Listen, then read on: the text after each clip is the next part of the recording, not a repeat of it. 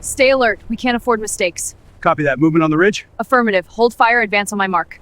Left for dead. The snow did not fall that morning. It attacked. At 03:47 hours, February 14th, 2009.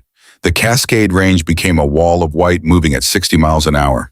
It came off the north face without warning, without sound, and then, with all the sound in the world, a roar that swallowed everything. The radio chatter, the boots on ice, the voice of staff, Sergeant Garrett Dawes shouting something that no one would ever fully remember. The mountain moved, and Specialist Rachel Cole moved with it, not by choice, not by instinct, but because the mountain did not ask permission. She went under. 3 feet of compacted snow and rock sealed over her like a door being shut from the outside. And then there was nothing. No light, no sound, no up, no down, just pressure and cold, and the faint, distant thud of her own heartbeat telling her she was still here, still breathing, still alive though barely, though the air in her small pocket of white darkness was already thinning. She could not move her legs. She could not feel her right hand, but her left hand, the one pressed against her chest against the med bag she had worn strapped to her sternum every single day for 3 years, that hand could feel the nylon webbing, the familiar weight of the bag. The outline of chest seals and tourniquets and IEV lines in the small laminated card her mother had slipped into the front pocket the morning Rachel left for basic training 8 years ago. A card that read in her mother's sharp handwriting, "You already know how to survive. You just have to remember." Rachel closed her eyes in the dark, and she remembered. 48 hours earlier, the briefing room at Joint Base Lewis McChord smelled like burnt coffee and wet gear. 12 Rangers crowded around a topographic map lit by overhead fluorescence that buzzed at a frequency just high enough to irritate. Outside, the Pacific Northwest winter pressed against the windows like something alive. Rachel sat at the far end of the table. She always sat at the far end, not because she was told to, because 12 months with this unit had taught her the precise geometry of invisibility, where to position herself so that she was present enough to do her job and absent enough not to attract the particular kind of attention that came with rolling eyes and half-audible comments about weight loads and pace times, and whether someone like her had any business in a forward element. Someone like her. She had spent a year learning exactly what that phrase meant in this room. It meant small. It meant female. It meant the medic who fell behind on ruck marches in the first 2 months before her legs adapted, before the tendon in her left ankle that had been partially torn during a training fall, in her second week finally healed enough to stop screaming at mile 4. It meant the one who carried her med bag like it was full of rocks, and who ate alone in the chow hall, and who had once during a joint exercise at Fort Carson suggested an alternate extraction route that 3 senior NCOs had ignored, and that had turned out 4 hours later to be the only route that wasn't compromised. Nobody mentioned that part. Staff Sergeant Garrett Dawes stood at the head of the table, 39 years old, broad through the shoulders in the way that men get when they have been carrying weight since their early 20s and never stopped. He had a jaw that looked like it had been cut from something harder than bone, and eyes that moved over a room, the way a rangemaster watches a firing line methodically without warmth, looking for problems before they became crises.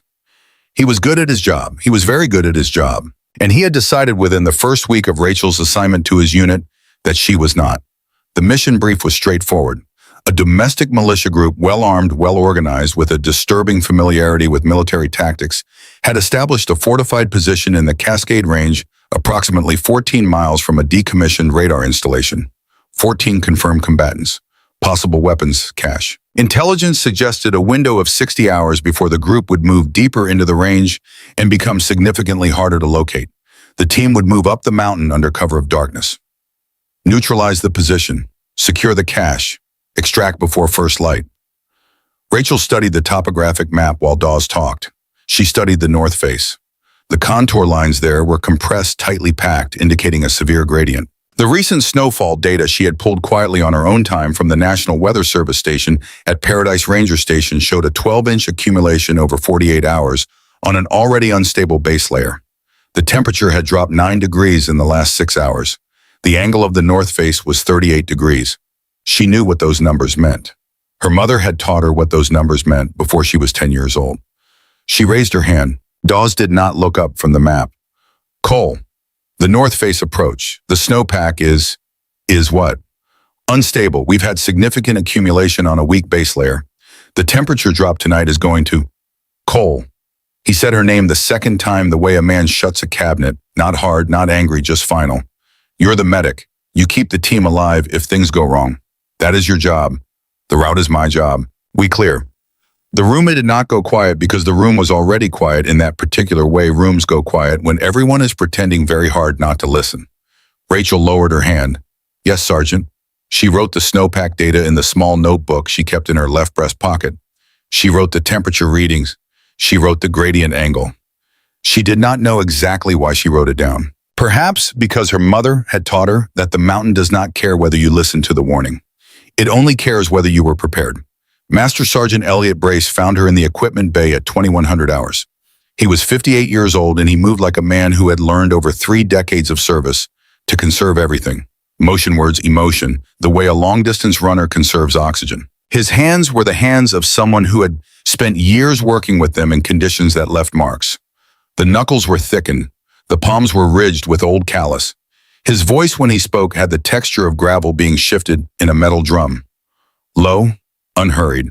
He sat down on a gear crate across from her and was quiet for a long moment, watching her inventory her med bag with the systematic efficiency she applied to everything. You pulled the snowpack data, he said. Not a question. Rachel didn't stop counting chest seals. Yes, Sergeant Major. Dawes see it. I mentioned it. Brace was quiet again. He had a way of being quiet that was not empty. It was the quiet of a man who was listening to things other people couldn't hear. I've seen 100 operators walk through that door, he said finally. Most of them thought they were the weapon, trained hard, hit hard, believed in what they could do with their hands and their gear and their rank. He paused. You're the first one I've seen in a long time who actually is. Rachel looked up. Brace met her eyes. His were the pale gray of winter sky over Alaska, which she recognized because she had grown up looking at that exact color every morning through the cabin window. Don't let them make you small, he said. The quiet ones remember everything. He stood adjusted the seam of his jacket with the precise habit of a man who had worn a uniform for 30 years and walked out of the equipment bay without another word. Rachel sat with that sentence for a while. The quiet ones remember everything. She went back to counting. Her father had been a ranger.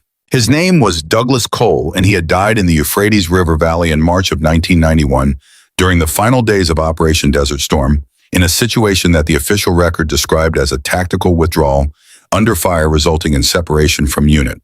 What the official record did not describe, because official records have a careful relationship with certain kinds of truth, was that Douglas Cole had been left behind. Not abandoned with malice, not abandoned by cowards. Abandoned by men who were exhausted and outgunned and making decisions in seconds that they would spend decades reconsidering and who made the wrong one. His body was recovered 11 days later. Rachel was 9 years old when the officers came to the cabin door. Her mother, Catherine Cole, former search and rescue coordinator for the Alaska Department of Fish and Game, former competitive marksman, a woman who had survived 3 winters alone in the bush and who had the particular stillness of someone who has learned that panic is a luxury, opened the door, looked at the uniforms and said nothing for a long moment. Then she said very quietly, "Come in." That was all. She did not cry in front of Rachel that day. She did not cry in front of Rachel for a very long time. What she did in the weeks and months and years that followed was teach. She taught Rachel to read a snowfield the way other mothers teach their daughters to read. She taught her the angle at which a slope becomes dangerous, the way temperature differentials create invisible layers of weakness in packed snow, the sound an ice bridge makes before it fails. She taught her to navigate without instruments using the direction of wind-sculpted snow formations and the angle of shadows and the feel of the ground through the soles of boots. She taught her to build a survival shelter in 45 minutes in a full whiteout using nothing but what the mountain provides. And she taught her to shoot. Catherine Cole had won the Alaska State Precision Rifle Championship 3 times before she met Douglas. She had a .308 that she kept oiled and zeroed on a rack above the fireplace, and she believed with the quiet certainty of someone who had spent time in genuine wilderness that a person who could not defend themselves at distance in adverse conditions was not truly prepared. She taught Rachel on paper targets at first, then steel, then moving targets rigged on a wire system her mother had built herself between 2 spruce trees 40 yards behind the cabin, in wind, in snow, in the dark with a flashlight taped to the barrel. Rachel learned the fundamentals: breath control trigger, press follow through, and then she learned the things beyond the fundamentals, the things that aren't in any manual, the adjustments you make when your hands are numb and your eyes are watering and the wind is pushing everything 2 inches to the left. By the time she was 16, Rachel could put 3 rounds center mass at 50 yards in a full blizzard without breaking a sweat. She never told anyone. When she enlisted, she requested a medical posting. Not because she couldn't pass the combat assessments she believed she could, but because the image she could not get out of her head was not the image of her father dying. It was the image of the men who survived, the ones who came home with wounds that didn't show on x-rays. The ones who came back changed. She wanted to be the person who kept people alive, not the person who took lives. She hid the shooting. She carried the med bag, and she sat at the far end of the table. The intelligence report had taken her 3 days to write. She had noticed the anomaly 6 weeks earlier, almost by accident, a recurring radio frequency in the background noise of a signals intercept report she had been given to cross-reference for a completely unrelated logistics issue. The frequency itself was unremarkable, but the modulation pattern was one she recognized from a document Master Sergeant Brace had quietly passed to her 8 months into her assignment during one of their infrequent conversations, a heavily redacted court-martial transcript from 1994 involving a Colonel Ward Voss 75th Ranger Regiment charged with conduct unbecoming abuse of authority and the deliberate falsification of after-action reports to conceal the deaths of 4 soldiers under his command. The charge that had actually resulted in his removal from service was simpler and more terrible. He had left men behind. Not in the chaos of a firefight. Deliberately, as a tactical decision he had made with full information and full control of the situation, and then covered up. Brace had been the investigating officer. The modulation pattern in the intercept matched the encryption scheme Voss's unit had used in the early 1990s. It was an old system, obsolete. The kind of system only someone who had used it extensively, who had internalized it so deeply it had become habit, would still reach for.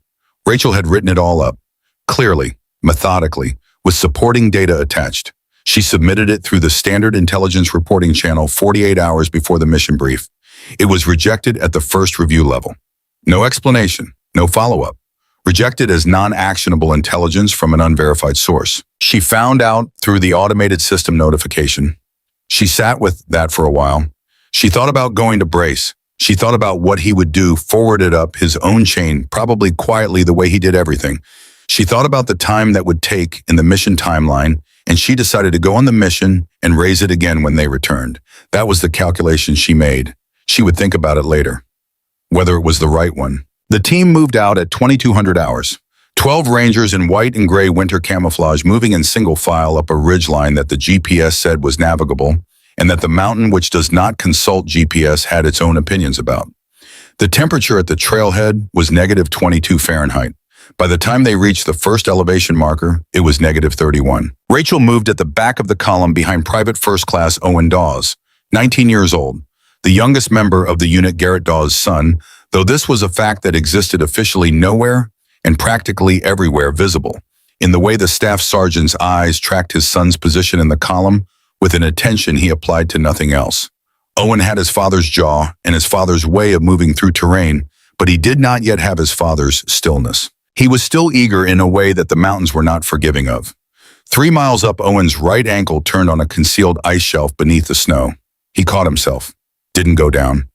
But Rachel saw the compensatory shift in his gait, the slight overloading of the left foot, the fractional hesitation on every right side plant.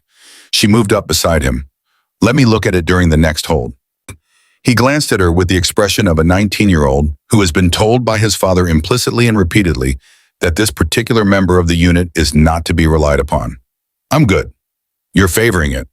I said I'm good, Cole. She didn't push. She made a note in her head. She watched his gait for the next half mile. At the second elevation marker, Dawes called a hold.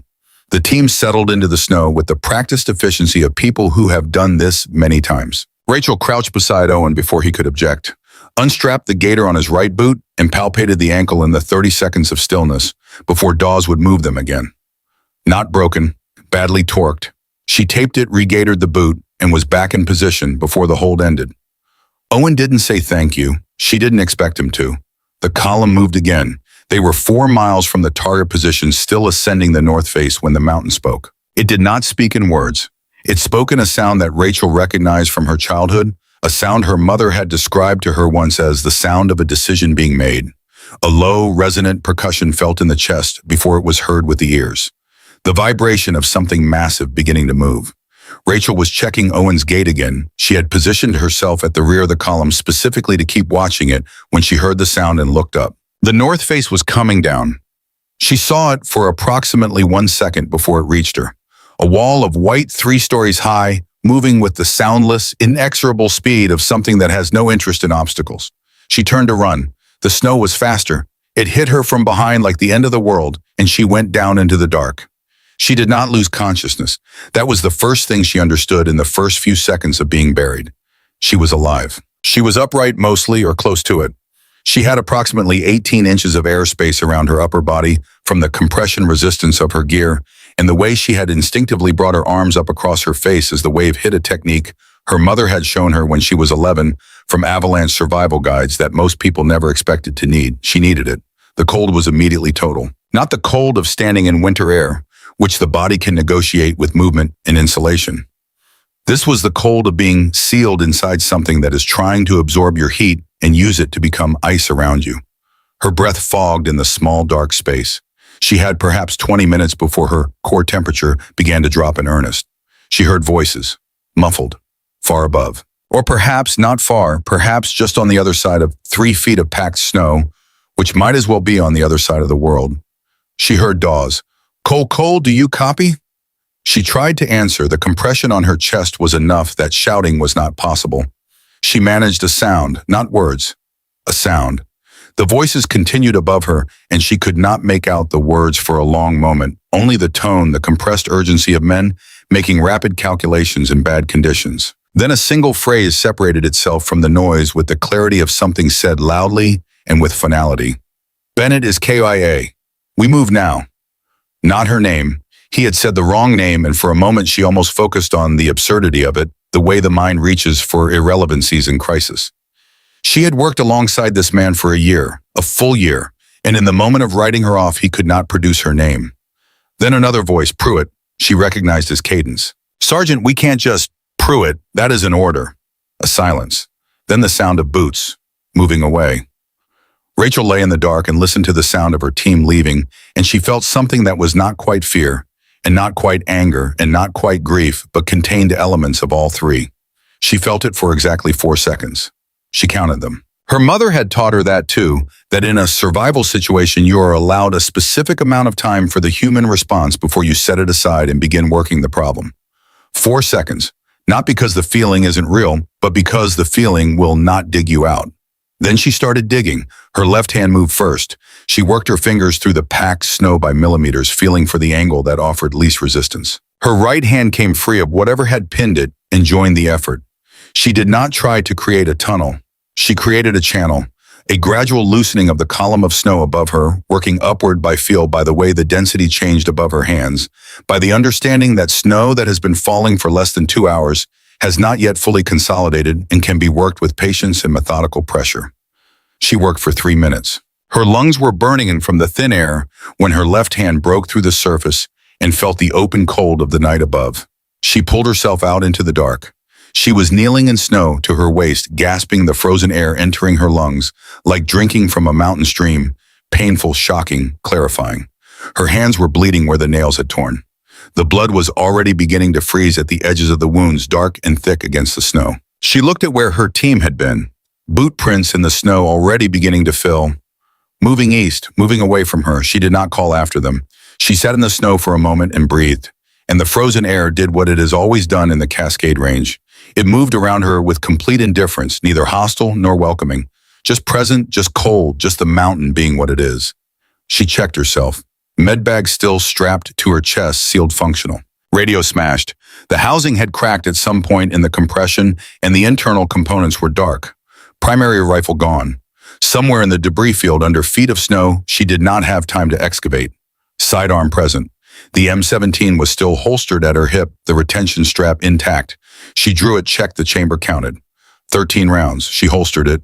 She stood up, and then she saw the arm. It was protruding from the snow approximately 12 feet to her left, at an angle that told her the person it belonged to had come to rest in something close to a standing position and then been compressed slowly as the snow settled around them. The sleeve was not military issue. It was a civilian cold weather jacket, commercial grade, in a muted earth tone that served the same general function as camouflage without actually being camouflage. She went to it. She dug. The man was dead. Had been dead for several hours before the avalanche based on the core temperature and the advanced frost forming on exposed skin. A shallow depression in the snow above him suggested he had been buried under a minor surface slide before the main event, the kind of small collapse that happens on unstable north faces in the hours before a larger failure. The mountain's first warning before it delivers its final word. The larger avalanche had churned the surface and exposed his arm. Without it, he would have stayed buried until spring. He was approximately 40 years old. He was carrying a sidearm, 2 spare magazines, a survival kit, and a radio set to a frequency she recognized immediately, the frequency she had flagged in her report, the one that had been submitted and rejected and filed into the category of things that didn't matter. He was also carrying a map. It was printed on waterproof paper, military grade, and it showed the Cascade Range in precise topographic detail. Her team's insertion route was marked on it in red. Not approximated, not guessed. The exact route with timing markers, the ridgeline hold at elevation marker 2, the approach corridor to the target position, the call-out positions Dawes had briefed to the team less than 12 hours ago. Someone had given them this. Someone with access to the mission brief. Someone inside. Rachel looked at the map for a long time. She memorized it the way her mother had taught her to memorize terrain, not reading it but absorbing it, letting the lines and contours and position markers settle into spatial memory where they would stay until she needed them. Then she took out her lighter. She burned the map in the snow, watching the waterproof paper curl and blacken at the edges before the flame took hold. She did not want whoever was waiting up there to know she had found it. She did not want whoever was coming behind her to find it either. She stood. The wind had shifted slightly from the north, carrying with it from somewhere far above, and to the east the sporadic percussion of gunfire. Her team, alive, under fire, without their medic. Rachel filed the question of the map and the mole and the rejected report into a careful place in her mind. Not set aside, stored. There is a difference. Set aside means you might lose it. Stored means it is waiting for you when you need it. She adjusted her med bag. She checked the M17 one more time. 13 rounds. Then she turned toward the gunfire and began to move through the dark. The mountain was still around her, still indifferent, still cold. But Rachel Cole had grown up in the cold. She had been taught by the cold. The quiet ones remember everything. She moved. She navigated by the mountain itself. No GPS, no radio, no instruments of any kind beyond what she carried inside her, which was more than most people understood and more than anyone in her unit had ever bothered to ask about. She moved through the dark and the white by reading the things the storm made visible to those who knew how to look the angle at which wind-driven snow accumulated against the eastern faces of exposed rock. Always predictable, always honest, the slight compression underfoot that told her she was crossing a subsurface drainage channel running northeast toward the valley floor. The way sound carried differently through open terrain versus the compressed acoustic environment of a narrow chute or a tree break, so that the gunfire she was moving toward arrived at her ears with a directional clarity that a compass might have confirmed but did not need to. Her mother had taught her this when she was 9. Not as a lesson. As a walk, a 2-mile walk in a February whiteout, from the cabin to the tree line and back with no instruments, no trail, and the instruction to pay attention, to notice what the world was telling her, to understand that a person who could read terrain the way other people read a page had something that could not be taken away, could not be jammed or frozen or buried under 3 feet of compacted snow. Rachel paid attention. She moved. The temperature had dropped another 4 degrees since she had come out of the snow. She could feel it not in any single part of her body, but in all of them simultaneously, the way cold works when it has been present long enough, when it has moved past the outer layers and begun negotiating with the core. Her hands were functional but slow. The fine motor processes that govern precise grip and careful touch were operating at reduced capacity, and she was aware of this and accounted for it the way a pilot accounts for instrument lag, building the deficit into every calculation. 13 rounds in the M17. She thought about that number as she moved, not with anxiety, with the particular kind of clarity that comes from reducing a problem to its essential elements. 13 rounds. 7 men if the militia's standard patrol configuration held. 2 rounds per engagement, which was the minimum she was confident of in these conditions, left her a margin of 1. She filed that away. The gunfire was getting closer. She crested a low ridgeline and dropped immediately to her belly in the snow, because cresting a ridgeline standing up in a combat environment is how you become a silhouette and silhouettes get people killed. She lay in the white and looked down. The terrain below her was a broad glacial shelf, perhaps 300 meters across, bounded on the south by a cliff face that dropped away into darkness. Her team was positioned along a natural ice formation on the western edge of the shelf, a row of pressure ridges that had given them partial cover, the kind of cover that works for a while and then stops working as the engagement extends and the enemy improves their angle. The enemy had improved their angle. She counted muzzle flashes in the dark. 7 positions distributed in a pattern she looked at for a long moment without understanding, and then understood all at once with a cold clarity that had nothing to do with the temperature. They were not positioned to assault. They were positioned to contain. The firing was consistent and directional, maintaining pressure on the Ranger position without escalating toward a close assault. The spacing was deliberate. The angles were deliberate. The pattern of fire was designed to do one specific thing and to prevent the team from moving south, which was their natural extraction direction, and to funnel them instead toward the eastern end of the shelf, where the terrain narrowed into a passage between the cliff face and a steep ice slope. She had seen this pattern before, not in person, in a document. A heavily redacted after-action analysis from a 1994 incident in which 4 men had been maneuvered by their own commanding officer into a kill zone using exactly this configuration, fire on 3 sides of open corridor, on the 4th the corridor leading somewhere that looked like escape and was in fact a trap. Ward Voss had called it shepherd and slaughter. The document had used the phrase in quotation marks because it was a phrase Voss himself had used in a recorded briefing describing the technique to subordinates who had later testified against him. Brace had given her that document. He had handed it to her 8 months ago in the equipment bay with no explanation, as if it were a field manual she might find professionally useful. She had read it twice and filed it in memory and said nothing because at the time it had seemed like history, like something from a different era that had been resolved and put away. It had not been put away. Rachel lay in the snow and looked at the pattern of muzzle flashes below her and understood with the same quiet certainty with which she understood terrain that the man who had designed this was not a stranger. He was the reason her report had been rejected. He was the reason a dead man in the snow had been carrying a map with her team's exact route. He was the reason 12 Rangers were pinned on a glacial shelf in a February blizzard, being slowly moved toward a passage that would end them. She moved to the edge of the ridgeline and began her descent. She did not stand, she did not walk. She moved the way the snow moves low patient, using the natural depressions and shadows of the terrain to disappear against a background that was already mostly nothing. 100 meters of open ground between her position and the nearest friendly. She began crossing it. The snow was cooperative in the way that hard things are sometimes cooperative, not by being easy, but by being consistent. It was dry and packed and held her weight without the betraying crunch of wet snow, and she was light enough and slow enough that she moved across it like a shadow moving across a wall.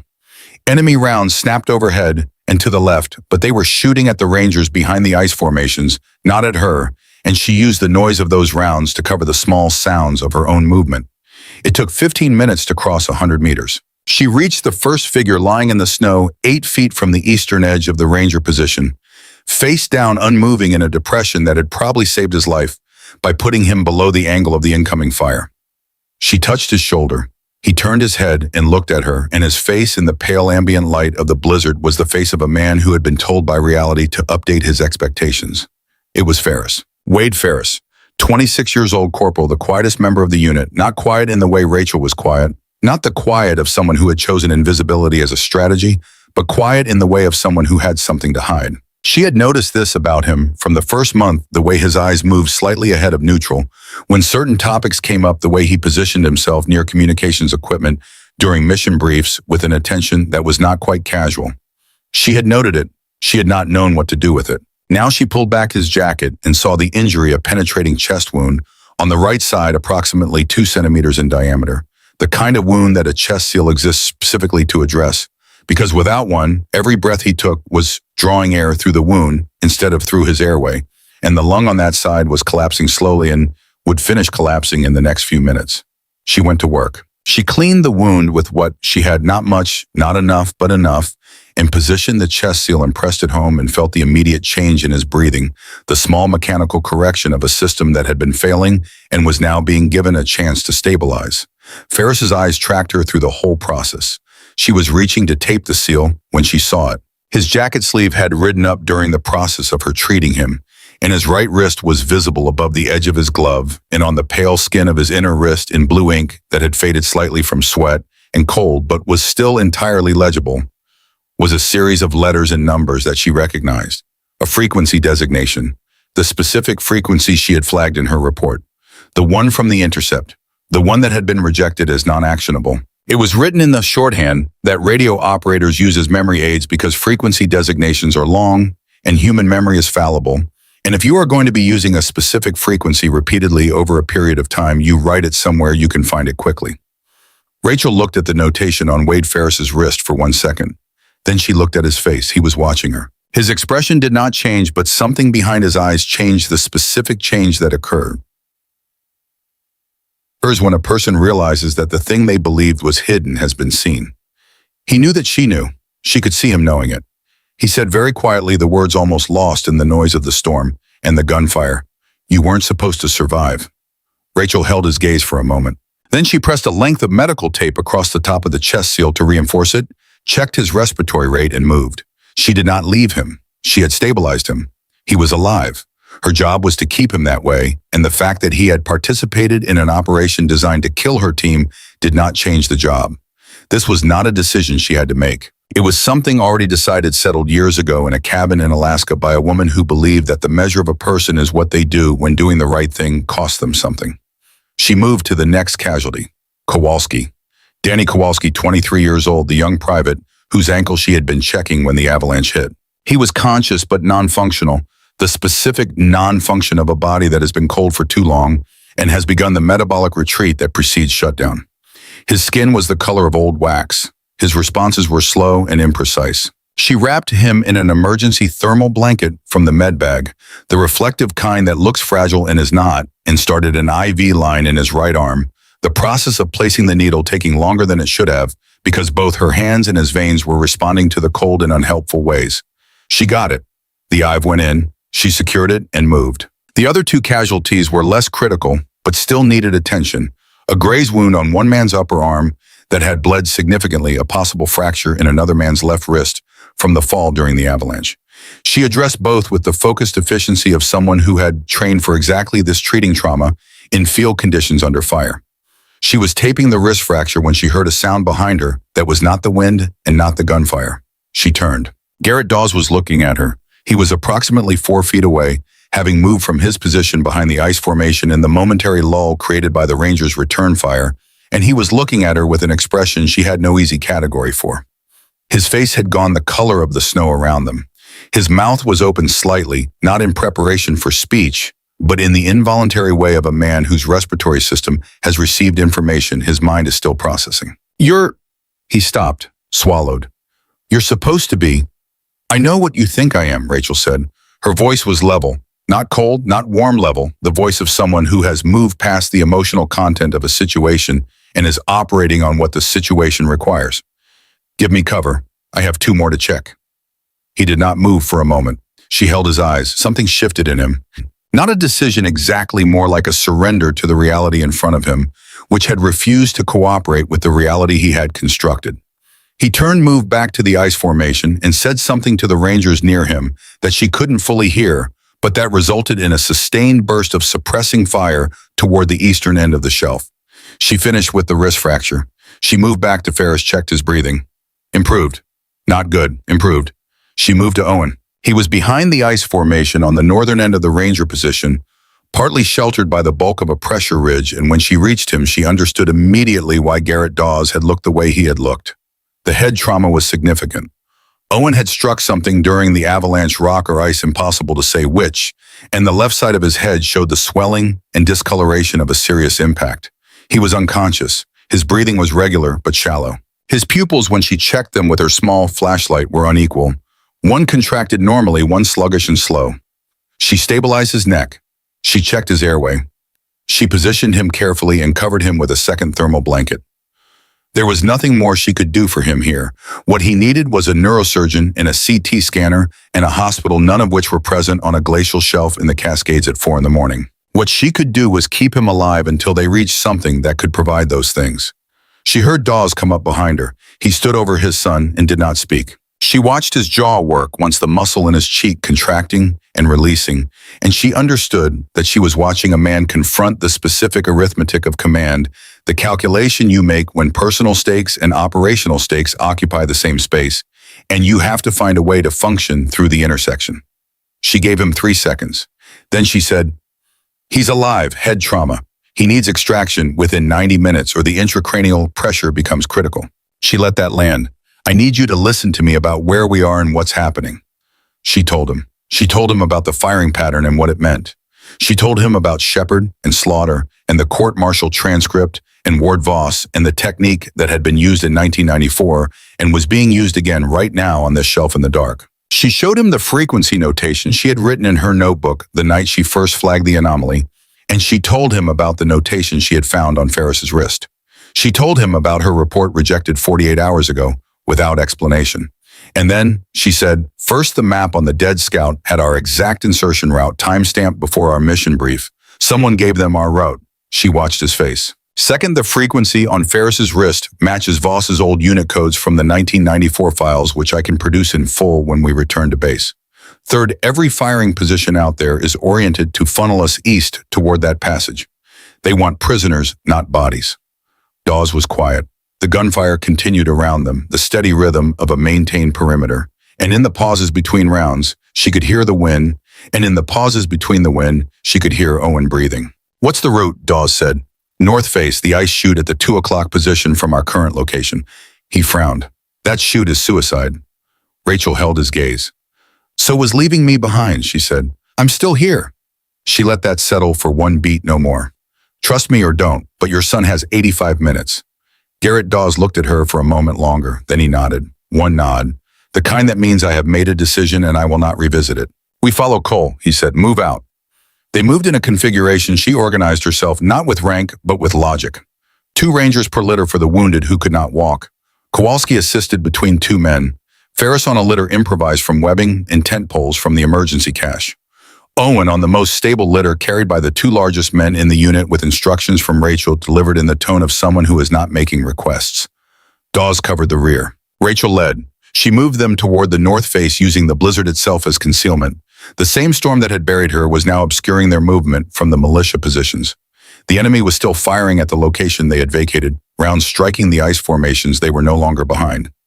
6 minutes before the shift in fire would tell the militia something had changed. She did not waste the 6 minutes. The north face rose in front of them, and the ice chute was exactly where her memory said it would be, a natural channel in the glacier surface, approximately 2 meters wide and descending at a consistent 22-degree angle.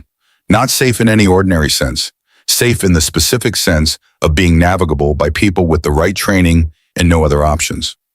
Rachel tested the surface. Solid. She signaled the team forward. They were 40 meters into the descent when the 3 figures appeared at the top of the chute. They came over the lip of the ridge without caution, moving fast, carrying AK pattern rifles, and they raised them when they saw the team below. And in that fraction of a second, Rachel heard the mechanical failure behind her, the specific non-sound of a bolt that was not going to cooperate. Dawes' rifle, frozen solid. She stepped to the right side of the chute, into the shallow shelter of a pressure ridge, and she drew the M17, and she did the things she had learned in a backyard in Alaska in the dark. The breath, the grip, the calculation of angle and wind and distance that happened not as a conscious process, but as something her body did while her mind was occupied with other things. The first figure was 25 meters out. Moving, wind gusting left to right, she fired twice. Both rounds. The figure went down. The other 2 froze for half a second, and she used it pivoting to the second figure at 15 meters, firing 3 rounds, and the second fell, and the third began moving laterally and firing wildly. She tracked him, exhaled, pressed. He fell. The chute was quiet again except for the wind. She ejected the magazine, reloaded from the spare on her hip. Holstered, she turned back to the descent without speaking. Behind her, she heard Dawes say very quietly, "What the hell was that?" She checked the surface below, then verified the angle of the next 40 meters, confirmed the litters were stable. Then she said without turning around, something I never told anyone. A pause. "Move." They moved. 70 meters down, she found the patch of unstable ice she had suspected a section where a subsurface drainage channel had created a hollow beneath the frozen surface visible to her through the change in resonance underfoot. The way a struck drum sounds different from a struck table. She directed the litter carriers wide of it along the right wall of the chute, adding 30 seconds to the descent and preventing what would otherwise have been a catastrophic failure under the combined weight of 2 men in a litter. Nobody asked how she knew. 80 meters from the valley floor, the section of the chute that she had been monitoring as a secondary risk made its decision. It cracked. The section beneath the rear litter began to give, and the litter began to slide, and the 2 men carrying it lost their footing simultaneously, and Ferris was on that litter, and the litter was accelerating toward the right edge of the chute, which opened above a 50-foot drop. Rachel was already moving before she had consciously decided to move. She turned and lunged up the chute, catching the litter frame with both hands, and driving her boots into the ice, looking for any purchase the crampon-edged soles could find. The weight hit her arms and kept moving, and she went with it, and for a moment she was sliding toward the edge, with the litter and the man on it, and there was nothing beneath her boots that was stopping anything. Then Dawes was there. His hand closed on the harness at her back, and he drove his heels in and pulled, and the ranger to her left grabbed the litter frame, and between the 3 of them, they arrested the slide, holding the weight against the angle, and then 2 more rangers reached them, and the collective force was finally enough, and the litter came back from the edge and stopped. Ferris was unconscious, still breathing. Rachel's hands were bleeding again inside her gloves, the old wounds reopened. Dawes was looking at her, and he had the look of a man who was carrying more than his body weight, and not all of it was physical. "Why?" he said. His voice had changed entirely. "After everything, why are you holding on to him? He told you what he was." Rachel checked Ferris's breathing, checked the chest seal. "My mother would say they're the same thing," she said quietly. "The job is only worth doing if you do it the same way every time, regardless of what the person on the litter did or didn't do. The moment you start making exceptions is the moment you've decided some lives matter less than others." She looked up at Dawes. "My father died because someone decided his life mattered less than the time it would take to get him out." She stood. "I am not going to be that person," she said. "Not for anyone." She turned and led them down. The valley floor arrived like a permission. The angle of the chute eased and then flattened, and then they were on level ground, the glacier giving way to a snow-covered meadow framed by dark tree lines on 3 sides. And Rachel stopped and counted the team and verified that all 12 were present, and the 4 critical casualties were still within their treatment windows. Owen Dawes still unconscious, still breathing. 72 minutes since she had established the critical window. She turned to make her next assessment and saw the bunker. It was not a formal military structure, no concrete, no earthworks.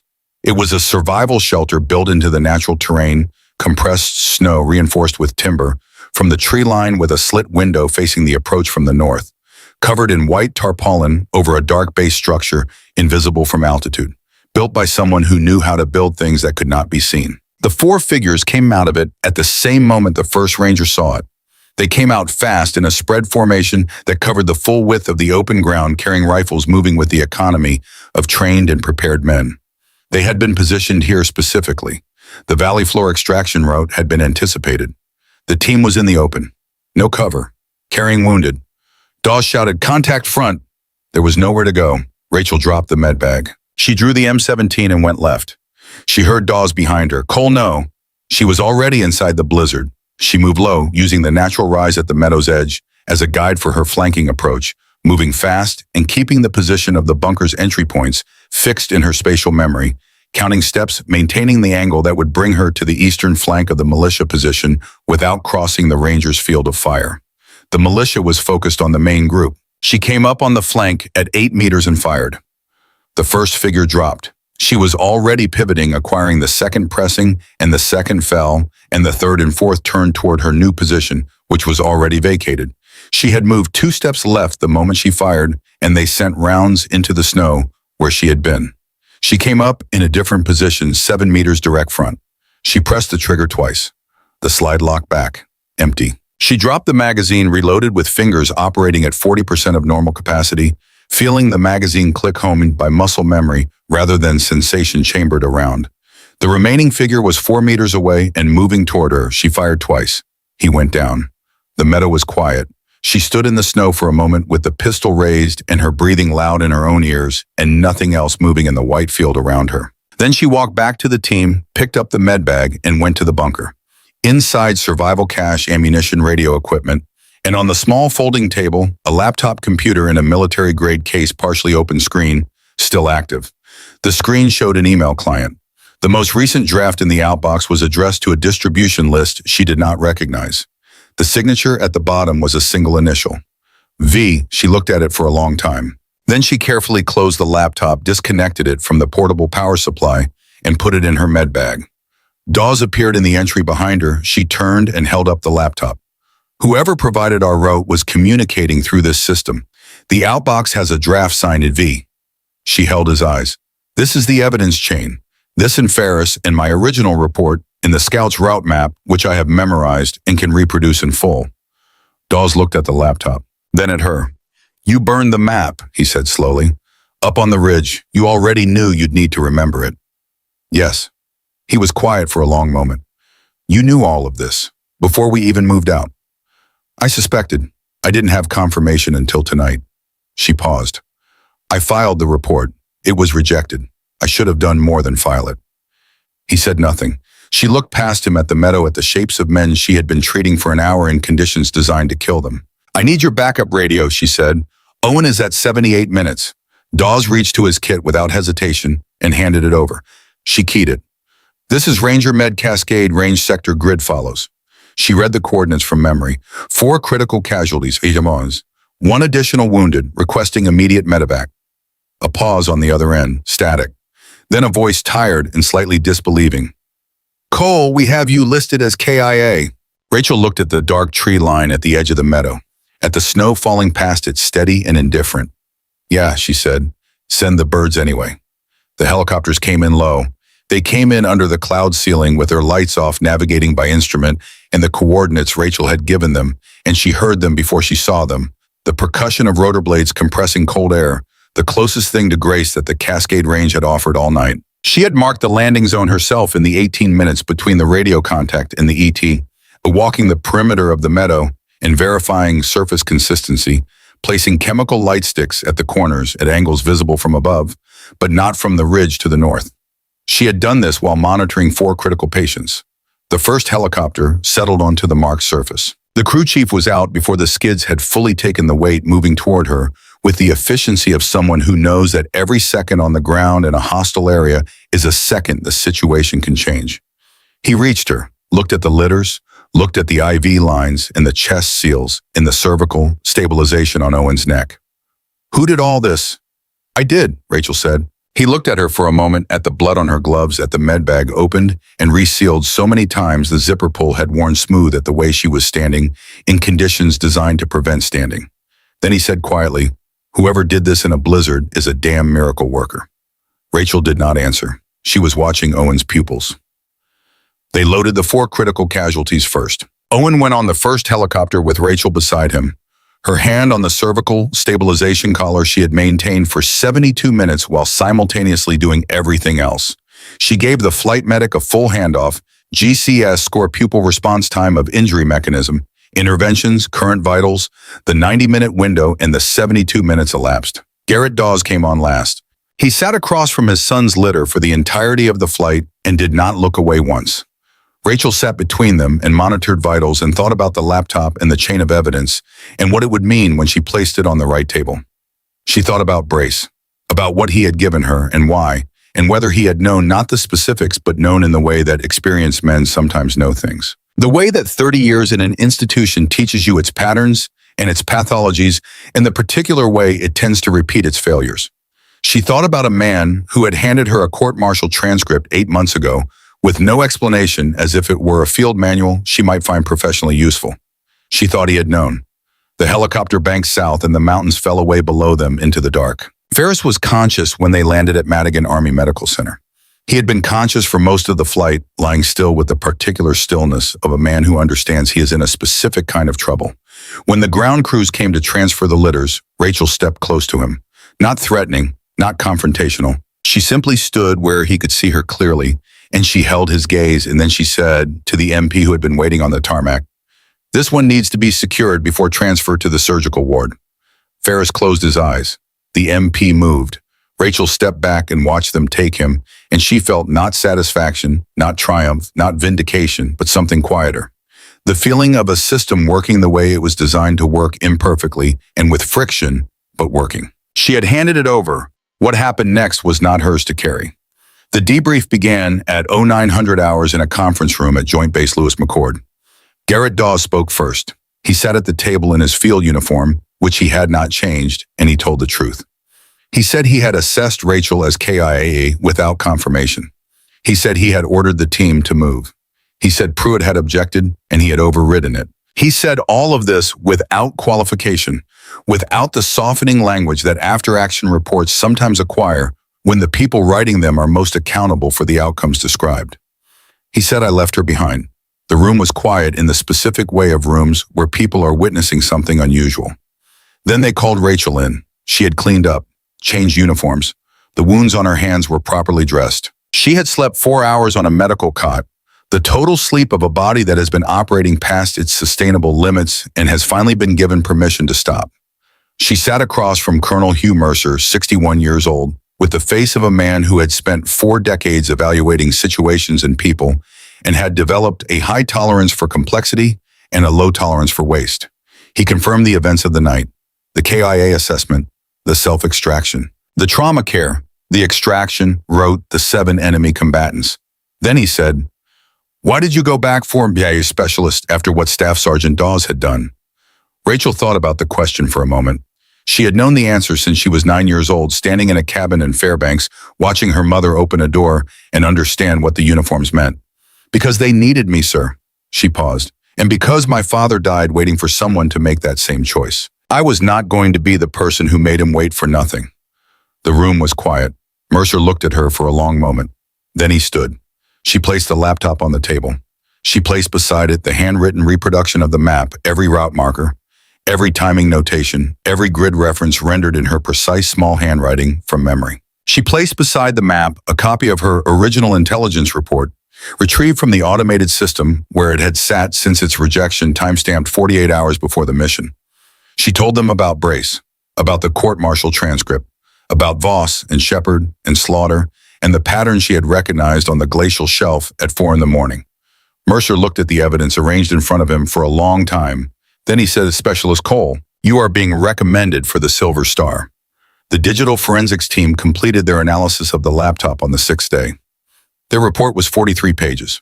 Rachel read it in full in the medical holding area, sitting on the same cot where she had slept 4 hours after the debrief. The report identified 11 communication threads between the laptop and various recipients. 10 traced back to members of the militia network or to Ferris's personal accounts. The 11th traced to a government email address belonging to a warrant officer named Gerald Paths assigned to the Intelligence Review Division at Joint Base Lewis McChord. Gerald Paths had been the reviewing officer who rejected Rachel's report 48 hours before the mission. The forensics team found 4 other reports in his rejection queue over the preceding 18 months. 4 separate intelligence submissions from 4 separate sources, each flagging anomalies in communications patterns consistent with Voss's network. All 4 rejected. All 4 timestamped within hours of a corresponding message in the laptop's outbox. He had not been randomly negligent. He had been positioned there specifically recruited by Voss's network 2 years earlier, during a period of financial difficulty. The same method, the same vulnerability, the same patient and deliberate exploitation that had been used with Ferris. The network had not simply needed someone to provide a route. It had needed someone to ensure that the warnings would never reach the people who could act on them. Gerald Pass was arrested the same afternoon the report was completed. Rachel sat with that for a long time, not with anger, with the particular weight of understanding something completely, seeing the full shape of a plan that had been built around her and around Brace and around the specific knowledge she carried, and recognizing that the plan had accounted for almost everything. Almost. She thought about a man who had spent 14 months constructing an architecture of silence around one junior medic in one unit at one installation because that medic had read a folder of documents and might someday recognize what she was looking at. She thought about how much that said about what he feared. She finished the report. She went to bed. Ward Voss was arrested at 16:17 hours on the same day Rachel's debrief concluded. He was located not in the mountains but in a rented property 18 miles south of the base, a rural address that had no connection to his name, but a great deal of connection to the shell company identified through the laptop's communication records. He had not run. He had gone to ground in the patient, methodical way of a man who believed he had time, who had not yet received the information that the person he had been most concerned about was not only alive, but had been sitting in a conference room for hours methodically disassembling everything he had built. They found him in the kitchen making coffee. He came out with his hands visible and said nothing until he was in the holding room and Rachel was brought in to make the formal identification. She stood across the table from him under the fluorescent lights and looked at a man who was 52 years old and showed it the way men who have spent their lives in physical professions show their age not diminished but marked. Still physically formidable, still holding himself with the bearing of someone accustomed to authority. He looked at her for a long moment. Then he said, "Your father's daughter." Rachel heard those 3 words and felt them move through her in a way she did not expect, not like a weapon, but like a key. Something opened. She said, "You knew who I was." It was not a question. Voss looked at her steadily. "I've known who you were since the day Brace handed you those files. He didn't think I still had people watching him." A pause. "I waited 14 months for the right mission, the right mountain, the right storm." He said it without pride, without apology, in the flat register of a man describing a logistical sequence. "You were the only one who could have read what was happening up there. I needed you gone before you had the chance." Rachel was quiet for a moment. She thought about 14 months. About a man spending 14 months building a kill box around a 27-year-old medic because a 58-year-old master sergeant had given her a folder of documents and trusted her to understand them. She thought about Ferris recruited through his financial desperation, about paths, the same method, the same patience, the same cold architecture of exploitation. She thought about her father, about a different commanding officer, a different desert, a different decision made in the dark. She said, "My father was left behind by a man making a bad call under pressure. He was wrong, but he was afraid, and fear under fire is something soldiers live with." She looked at Voss without expression. "You built a system. You took abandonment and turned it into a method, refined it, gave it a name, sported it across 15 years. You're not the same thing he was." She let one beat of silence pass. "You're worse, because you had every opportunity to know better, and you chose this anyway."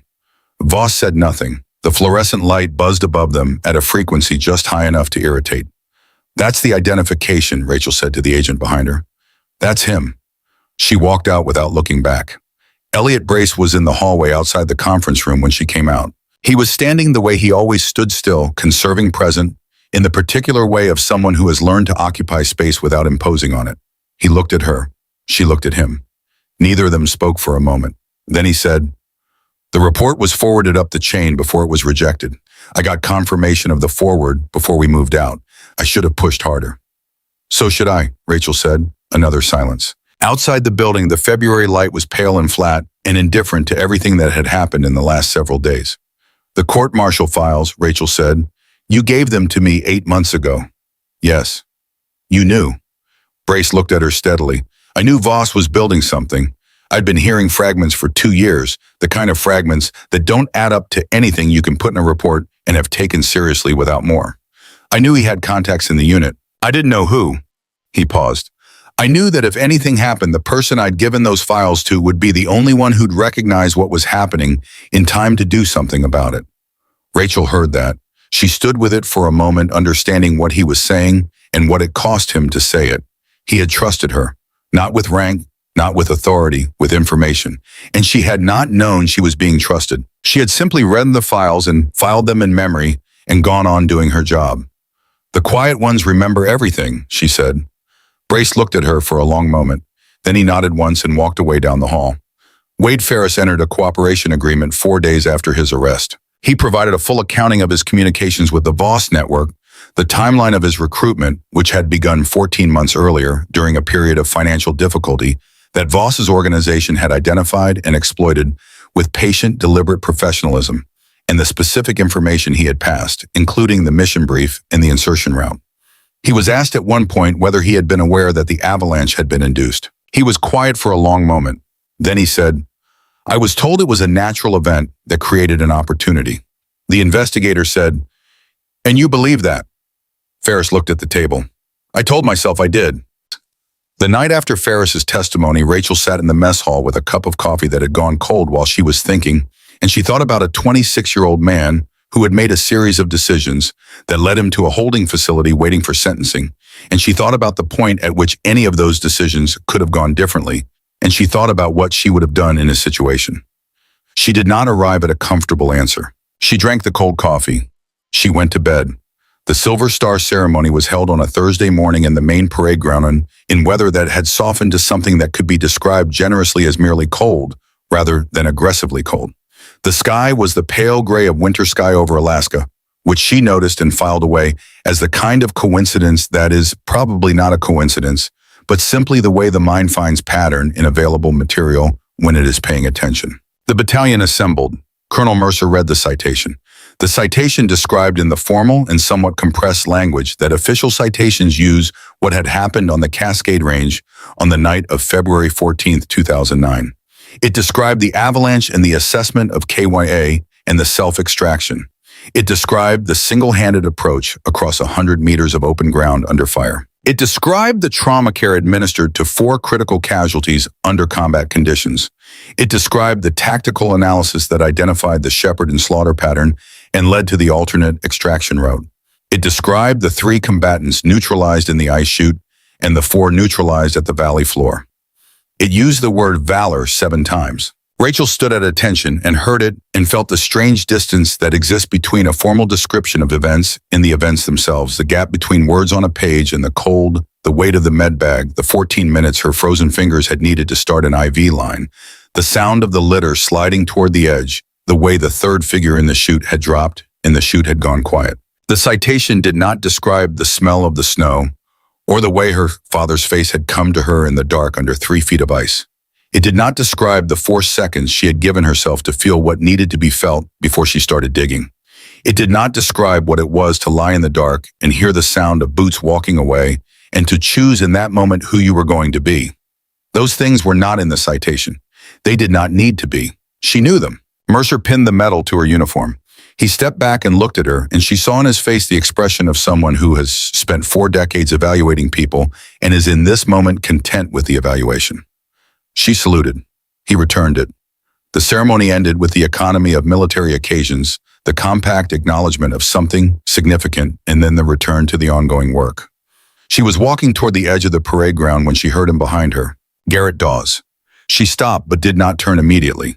She heard him approach and stop a few feet away, and there was a pause in which she could hear the distant sounds of the bass going about its mourning and the wind moving through the tree line. Then she turned. He looked the same as he always looked, the jaw, the eyes that moved over rooms looking for problems. But something was different in the way he was standing. Something in the set of the shoulders that was not his usual posture, not the posture of a man in full command of his situation. He said, "Owen is awake." She felt something release in her chest that she had not been entirely aware she was holding. The surgical team said the intervention in the field extended the viable window by at least 30 minutes, possibly more. He stopped, looked at something over her shoulder for a moment. "He's going to be all right." "Good," Rachel said. Dawes looked at her. "He asked about you." He remembered from the chute from the litter. "He said you were the first person who looked at him after the avalanche, not as the CO's kid, just as..." He stopped. "He said you looked at him the same way you looked at everyone else." Rachel thought about that. She had not thought about it that way when she was working. She had been looking at his pupils and his airway and his cervical alignment, but perhaps that was the same thing. "I'm glad he's all right," she said. Dawes nodded. Then he said, "I'm sorry I left you. I gave up on you and you saved us anyway." He said it the way he had said everything in the debrief room, directly, without qualification, without the language that softens edges. "I've been doing this job for 12 years. I've made hard calls in bad conditions, and I've lived with the ones I got wrong. I'll live with this one for the rest of my life." Rachel looked at him. She had thought about this moment before, not with the intention of having this conversation, but because the mind works problems whether you direct it to or not. She had considered anger. She had considered the specific satisfaction of telling him in precise detail what it had been like to lie under 3 feet of ice and hear his voice and understand that the people you were there to keep alive had decided your life was not worth the time it would take to find out if you were still living it. She had considered it. She did not feel it. What she felt was something much simpler, something much less dramatic. Done. Not with bitterness, not with triumph, just done. The way you feel at the end of a very long day of difficult work when the work is finished and the people who needed keeping alive are alive, and you can put down the weight you have been carrying and stand up straight without it. She said, "You made a choice, Sergeant. I made mine, that's all." He shook his head slightly. No, it's not all. You could have when Ferris was on that litter sliding toward the edge. You could have let him go. Any reasonable person would have let him go. He told you what he was. He looked at her steadily. You held on. That's the job, Rachel said. It's more than the job. She considered that. My mother would say they're the same thing. The job is only worth doing if you do it the same way every time, regardless of what the person on the litter did or didn't do. The moment you start making exceptions is the moment you've decided some lives matter less than others. She paused. My father died because someone decided his life mattered less than the time it would take to get him out. I am not going to be that person. Not for anyone, not even for someone who spent months feeding our routes to the people trying to kill us. Dawes was quiet. You showed me what real strength looks like, he said. Not muscle, not rank, what it actually looks like. His voice had the quality of something that cost him to say. I'll carry what I did on that mountain for the rest of my life. Good, Rachel said. Maybe next time you won't leave someone behind. She said it without heat and without softness, in the same level tone she used to state clinical facts, because it was the truest thing she could offer him, and it was kinder than pretending the thing he had done was smaller than it was. She turned to walk away. She was 2 steps gone when he spoke again, quieter this time. Cole. He said her name precisely with a deliberateness that had not been there before. I called you Bennett, up on the mountain, when I made the call. He stopped. I didn't know your name. I'd worked alongside you for a year, and I didn't know your name well enough to get it right in the moment that mattered. Rachel stopped but did not turn. I know it now, he said. She stood with that for a moment, felt the specific weight of it, not the cruelty because there had been no cruelty in it, only a more ordinary failure, the failure of a man who had looked at someone every day for a year and never looked closely enough to see them. Then she walked on. Some things don't need a response. They just need to be said out loud in the cold by someone finally willing to hear the weight of what they cost. 6 weeks later, she drove north. Not immediately north. The drive from Joint Base Lewis McChord to Fort Wainwright in Fairbanks, Alaska, is not a single day's journey, and she was not in a hurry. She drove through Washington and into British Columbia and up through the long corridor of the Alaska Highway, through country that grew progressively more severe and more honest as she went, the trees thinning and the sky expanding and the cold settling in with the particular authority of a place that does not negotiate. She had been assigned to the Northern Warfare Training Center as an instructor. The assignment had come through with unusual speed, which she attributed to Mercer, who had said nothing to her directly, but whose involvement she inferred from the specificity of the posting, not a general medical assignment, not a staff position, but this particular role at this particular installation, which covered the 3 disciplines she had spent her entire adult life developing in silence. Cold weather survival, combat trauma care, tactical pistol. She arrived in Fairbanks on a Sunday evening in late March with the spring light still lasting past 9 o'clock and the snow still deep on the ground and the air still cold enough to clarify thought. She drove past the installation and continued to the cabin. Her mother's cabin. It had been empty for 2 years. Catherine Cole had moved to Anchorage for a hospital position closer to services, which she had framed not as a concession to age, but as a tactical adjustment, which was how she framed everything. But she had kept the cabin. She had told Rachel she always would. Rachel stood on the porch in the evening light and looked at the spruce trees at the back of the property where the wire target system still ran between 2 trees weathered and slack now with disuse, the targets long since removed. She stood there for a while. She thought about a woman teaching a girl to read the snow. She thought about her father's huichung on a wall in a box she had never opened without her mother present, and about the silver star, now on her own uniform, that would eventually join it. She thought about the moment under the ice when she had felt the 4 seconds coming and had let them come and then had begun to dig. She went inside. She made coffee. She sat at the table where she had sat as a child doing homework while her mother cooked, and she looked out the window at the dark tree line and the stars visible above it in the cold, clear sky, and she felt a specific peace of being somewhere that knows you, of being in a place that does not need to be explained. In the morning, she drove to the installation and reported to the training center commandant, a compact colonel named Arthurs, who shook her hand once and said, I've read your file, Instructor Cole, all of it. He said the last 3 words in a way that suggested he had also read the parts that were not technically her file, but had been included as contextual material by someone who wanted the full picture conveyed. We're glad to have you, she said. Thank you, sir. She asked to see the training schedule. The first class was on a Tuesday. 28 students, mix of enlisted and junior NCOs. Cold weather survival, first session 0800 to 1600, conducted entirely in the field because that was how she intended to run all of her sessions. Knowledge that lives only in a classroom is knowledge that has not yet decided to survive. She stood at the edge of the tree line as they assembled in the snow, and she looked at them the way she had looked at every room she had ever stood in, from the position that gave her the most complete picture. Reading what the arrangement of people told her about who they were and what they had decided about this day before it began. She saw the ones who thought they were already prepared. She saw the ones who were frightened and hiding it. She saw one young woman at the far end of the line standing with the particular stillness of someone who has learned that invisibility is a strategy positioned in where she was present enough to do the work and absent enough not to attract the wrong kind of attention. Rachel looked at her for a moment longer than she looked at the others. Then she looked at all of them. "My name is Instructor Cole," she said. "I'm going to teach you 3 things in this course: how to read terrain, how to keep people alive in conditions that are trying to prevent it, and how to function effectively when the situation has removed every resource you thought you needed." She let that settle. The February air moved between them, cold, indifferent, present. "You will be underestimated in your careers," she said. "Some of you already have been. You will be assessed as insufficient for the task in front of you by people who have decided what you are before they have observed what you do. You will be placed in situations where the support you were told you could rely on is not there, where the resources you planned around are gone, where the people who were supposed to help you have made a different calculation and moved on without you." No one moved.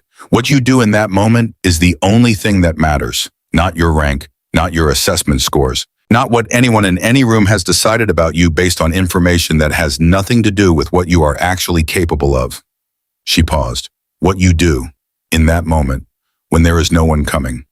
The wind moved through the spruce trees at the edge of the field. She looked at them all. At the young woman at the end of the line who was standing very still and watching very carefully, and who reminded Rachel in some specific and unnameable way of someone standing in a cabin in Alaska learning to read the snow. She thought about her mother, about a laminated card in a med bag, about a mountain that had tried to keep her and had failed, about a laptop on a conference table and a man in a holding room and a 19-year-old boy awake in a hospital bed on his own 2 feet, about Boots walking away in the dark in the decision she had made in 4 seconds under 3 feet of ice about who she was going to be. She thought about all of it. Then she let it go. Not because it didn't matter, because it was done and she was here, and there were 28 people standing in the snow who needed what she had to give them. She said for the 3rd and last time in the voice of someone who has earned the right to say a thing because they have lived inside it and come out the other side still standing, "The quiet ones remember everything." She let the silence after it extend for a full breath. "Make sure you give them something worth remembering." She turned toward the tree line. "Move out," she said. They followed her into the cold.